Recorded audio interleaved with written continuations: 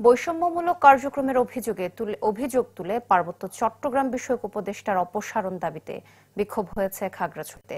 দুপুরে ত্রিপুরা মারমা সচেতন নাগরিক সমাজের ব্যানারে শহরের মাস্টারপাড়া থেকে বিক্ষোভ মিছিল বের করা হয়। মিছিলটি মুক্ত মঞ্চে গিয়ে শেষ হয়।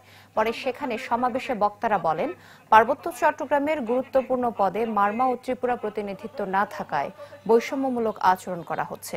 বর্তমান উপদেষ্টা সুপ্রদীপ চাকমা দায়িত্ব নেওয়ার পর থেকে একপক্ষীয় আচরণ করে খাদ্যশস্য ও নগদ অর্থ বরাদ্দ দিয়ে যাচ্ছে।